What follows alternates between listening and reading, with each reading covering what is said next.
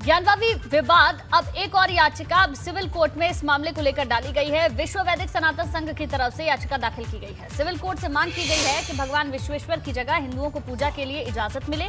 याचिका भगवान आदि विश्वेश्वर विराजमान के बाद मित्र की हैसियत से डाली गई है। आपको बता दें, सिविल जज सीनियर डिवीजन रवि दिवाकर ने याचिका स्वीकार की है और अब इस मामले पर कल दोपहर 2 बजे के बाद सुनवाई होगी। ज्ञानवापी विवाद में वाराणसी की अदालत में एक नया वाद दाखिल हुआ है। ये वाद किरण सिंह बिसेन की तरफ से दाखिल किया गया है, जिसे सुनवाई के लिए मंजूर कर लिया गया है और इस पर कल यानी 25 मई को सुनवाई होगी। क्या पूरा मामला था, इस बारे में बात करते हैं वरिष्ठ वकील मान बहादुर सिंह जी से। सर, ये वाद किसकी तरफ से दाखिल किया गया था, क्या प्रेयर इसमें की गई?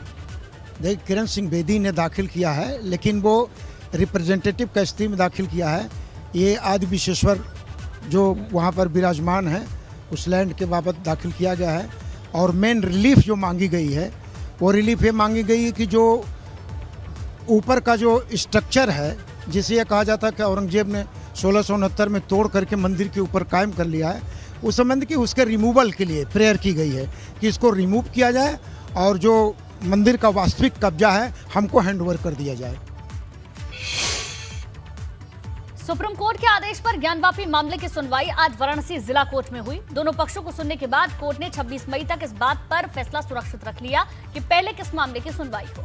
ज्ञानवापी परिसर में मौजूद मां श्रृंगार गौरी की पूजा अर्चना की इजाजत देने के लिए मामले में सिविल जज के आदेश पर सर्वे के खिलाफ मामला सुप्रीम कोर्ट पहुंचा था।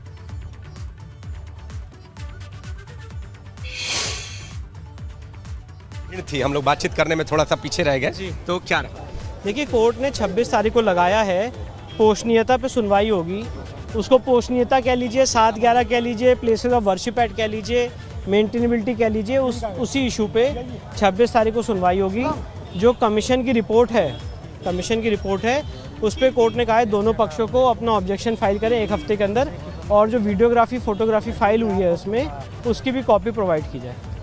सर पहले 7/11 पे सुनवाई होगी जी, 7/11 पहले 7, और फिर ऑब्जेक्शन जो आप लोगों की मांग थी उसमें इसी 26 से पहले ही ऑब्जेक्शन फाइल। अब देखिए, ऑब्जेक्शन का कोर्ट ने 1 हफ्ते का समय दिया है।